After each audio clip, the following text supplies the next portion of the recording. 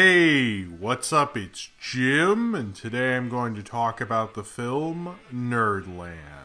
Nerdland is the first feature film from production company Titmouse and the directorial debut of Chris P. Animation-wise, it's everything you'd expect from Titmouse and Chris P. It's every bit of the crazy, free-flowing, sketchy, yet detailed, beautiful style that the studios and Chris P has had going throughout his career. It really comes alive through this animation. It reminds me of cooler, cultish animation from the 70s, particularly Ralph Bakshi, in the way that just looking at the animation itself is entertaining enough to really get this movie to work. And that's really the main thing that you're going to love to watch while watching this film, is that even if the script and the jokes aren't really the greatest, the animation is so interesting and kind of different. It reminds me of things like Metalocalypse and Motor City and Downtown, but it feels kind of like its own entity, and it feels so interesting to watch that you kind of don't mind sitting through more of a cliched, kind of weaker plot than you probably sit through if this was live action. If this was live action, this would be an entirely different review, but that'd be a completely different set of circumstances, so it's really stupid to get into. But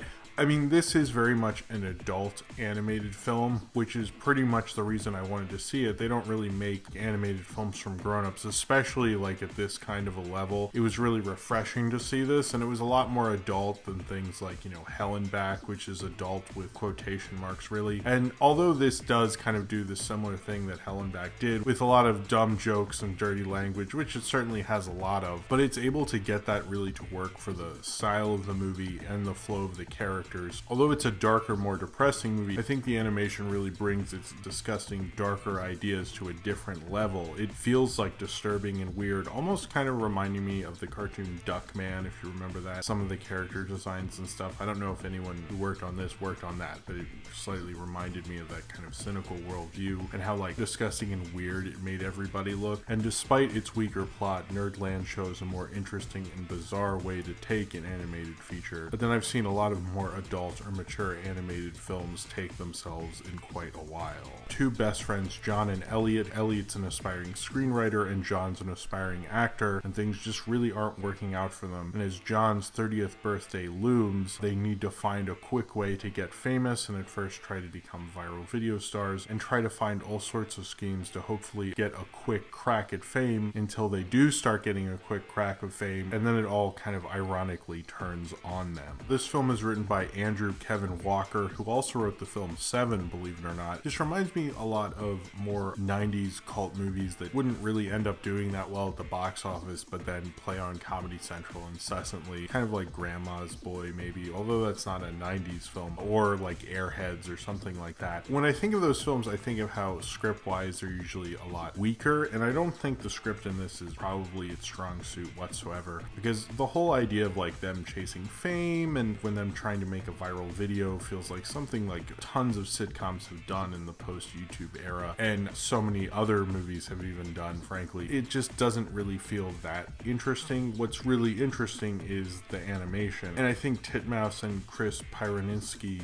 really make this script a lot more interesting than it has any real right to be. I don't think if someone had just read the script as a script, it wouldn't really be that interesting at all. It just feels like kind of a low-budget studio vehicle that they're hoping does a lot better on home video, or at least that's probably how they felt when there was a home video. The animation of this is so interesting and beautiful and colorful and surreal and goes into so many different directions that you expect from this director and this studio, and it reminds me of the great work that Chris P has done with Metalocalypse and MTV's Downtown and Motor City. Just all the wonderful pieces of animation that this studio has produced, and this film doesn't disappoint in that. It kind of reminds me a bit of Ralph Bakshi stuff and how beautiful that animation is to watch, but seeing this on the big screen, and I don't know how this is eventually going to get released, but if you get a chance to see Nerdland on the big screen, I highly recommend it, because the animation just looks really, really beautiful on the big screen. I mean, it looks fine if you watch the trailer online or something, but if you can imagine the crazy animation of like Metalocalypse presented on the big screen. Although it's not exactly the same thing, it's just very epic and makes the film have a scope, and almost like you could say this film is way over animated for the kind of script it really is. But that's what's so awesome about it. I think this film, as much as I think it'll probably be more of a cult movie, I don't think this is like a breakaway success or anything. I think this shows that Titmouse is very much ready to make feature films, and I hope they're able to make more, because the flow that this animation had just made it like so inviting. It made me want to see from scene to scene, even if I didn't really like the joke or like the story or what was going on in the scene. I was just so into watching the animation that all of that was really fine. I know that's a weird thing that I should just ignore the plot, but the animation has such a unique quality to it, and I think Chris P's animation definitely does do that. If you think of like Metalocalypse, part of the reason I like that show was just to watch the animation, really just to watch their epic stage setups and watch those epic pans they'd have throughout it. And this does quite a few things like that, or just any time like they go into a surreal montage. They have this one montage, kind of like a jam animated thing that is just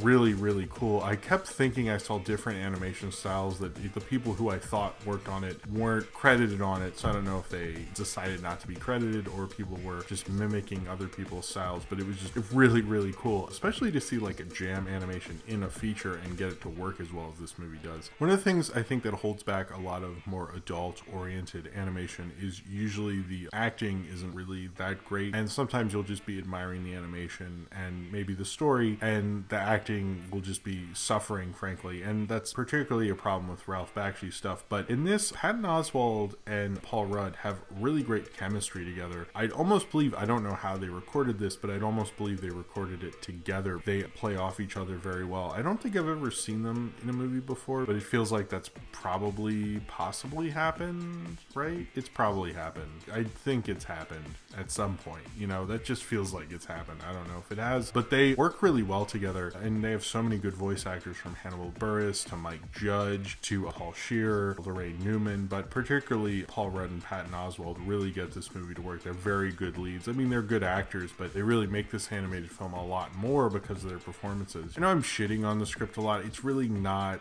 Well, it's not that. The script's not really that great. I know a lot of people are demoting it. The few reviews I have been able to read about this really go after Andrew Kevin Walker's script. Yeah, it is kind of like this cliched way of going into fame, and I've heard it called a satire and things like that. I don't know about that, but I do like the ironic twist of it. I guess at least worked for me to a certain degree. Though getting to that ironic twist, it did feel like they were moving from set piece to set piece, and it didn't feel like a very strongly constructed script. It almost felt like they needed a way to get to that end payoff, and their journey to get there wasn't really the strongest to watch as an audience, and I think it was up to the animation to get that to be a lot more interesting than it probably ever was. The music in this is actually fairly satirical, making fun of everything from like Iggy Azalea to regular kind of like poppy rap type of crap and stuff like that. And some of their observations in this from the script, like when they go to the mall in the middle of the day on a work day, they bring up like, how is the mall full on a work day when we have a down economy in the middle of the day? Although they're there at the mall, so they don't bring up, but I guess they had lost their jobs and such. So I think if you are into Titmouse and you love this style, this is an absolute must see. I think if you like animation, you should absolutely see this. This is a very unique, different kind of animated film, and I'm not just speaking about just because it's an adult, more mature animated film. If there's anything like that, I usually just support it because I know these things don't come around very often. I would like Hollywood to make more mature animated films and give them wider releases, and I don't know if Nerdland will actually get that chance, and is really the film to do it. I don't actually think it's that strong. Just to see this awesome animation, and really it's like everything that's not the script is working at a really great, awesome level, and gets this to work despite the backbone of this film is like floppy and falling out of its body or something. It says a lot about Titmouse, and it says a lot about the actors in this film, that they get all of that to work as well as it does. But I really actually had a good time with this film. Don't be dissuaded by the negative hype, because I had kind of a good time. It was kind of like a forgettable, disposable poppy of a good time while watching awesome, crazy animated visuals that just like have such a poppy, disgusting, crazy quality, and doesn't make LA or Fame or anything like that look good. And it is rather crude and such, but I mean, that's kind of Titmouse, frankly. I hope the best for the studio, and I hope they get to make more animated feature films, because at the very least, like, I don't see this kind of thing from American animation studios. And although we did have Hell and Back last year, I kind of prefer something like this. I would at least watch this again, just to watch the movement. The movement of the animation in this film is so unique and beautiful and powerful in a way that you just kind of like can't help but be semi-compelled by it, with fairly good voice acting as well, that makes this film probably a lot better than it really has any right to be, but it almost kind of demands itself to be a lot better than it ever could be, and wills itself to do so. So if you have seen Nerdland and you would like to talk about it, then comment below in the comments and subscribe if you would like to.